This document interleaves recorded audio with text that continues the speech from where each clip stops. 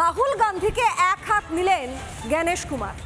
ভোটারদের অনুমতি ছাড়াই তাদের যাবতীয় তথ্য প্রকাশ করা হচ্ছে, তাদের গোপনীয়তাকে নষ্ট করা হচ্ছে, এটা অসাংবিধানিক বলছেন জ্ঞানেশ কুমার।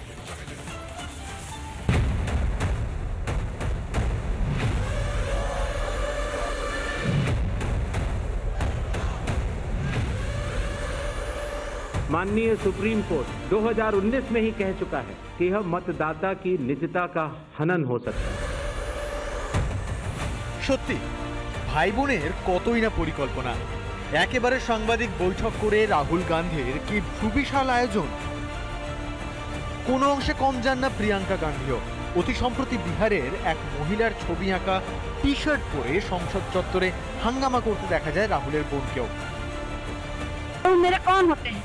प्रियंका गांधी या राहुल गांधी मेरे कौन होते हैं? उनको अधिकार किसने दिया कि मेरे नाम का टी शर्ट, मेरे तस्वीर का फोटो लगा कर टी शर्ट पहने? क्यों कारण क्या है? कौन होते हैं? उनको अधिकार दिया कि? কিন্তু রাহুল প্রিয়াঙ্কার কোনো জারি জুড়ি ধোপে টিকল না। সৌজন্যে মুখ্য নির্বাচন কমিশনার। আরো একবার শুনুন কি বললেন জ্ঞানেশ কুমার।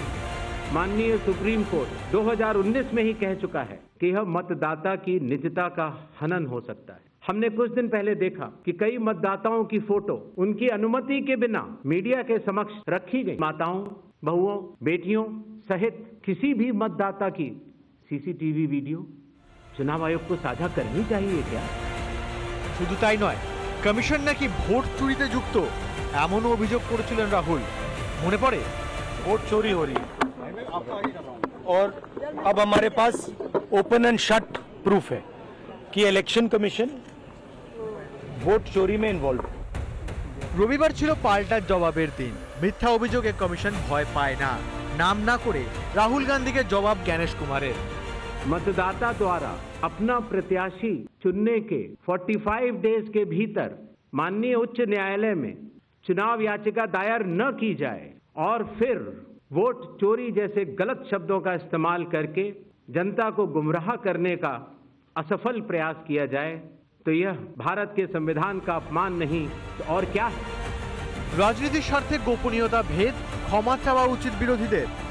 রাহুল গান্ধী যে পদক্ষেপ দিল সেই পদক্ষেপে সব থেকে বেশি আতঙ্কিত হয় মোদী সরকার। যার বিরুদ্ধে রাহুল গান্ধী অভিযোগ করে সেই সংস্থা তারা জানে যে রাহুল গান্ধী যে কথাটা বলছে সেই কথাটার ভিত্তি আছে, বাস্তবতা আছে।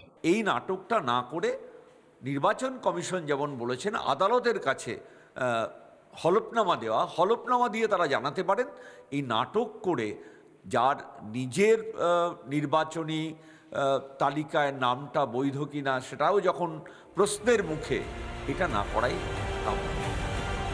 এসআইআর নিয়ে জোট বেঁধে ঘোট পাকাচ্ছে মমতা রাহুল। মানুষকে ভুল বোঝানোর পর্দা ফাঁস করে দিল খোদ নির্বাচন কমিশন। এবার কোন মুখে জনতার কাছে দাঁড়াবেন ইন্ডি নেতারা? দেশের কাছে এবার কি ক্ষমা চাইবেন রাহুল প্রিয়াঙ্কা? রিপাবলিক বাংলা। নানা ধরনের কন্টেন্ট দেখার জন্য লাইক করুন, শেয়ার করুন আমাদের ফেসবুক পেজ, সাবস্ক্রাইব করুন আমাদের ইউটিউব চ্যানেল। পাশাপাশি অন্যান্য ব্রেকিং নিউজের জন্য অবশ্যই চোখ রাখুন রিপাবলিক বাংলায়।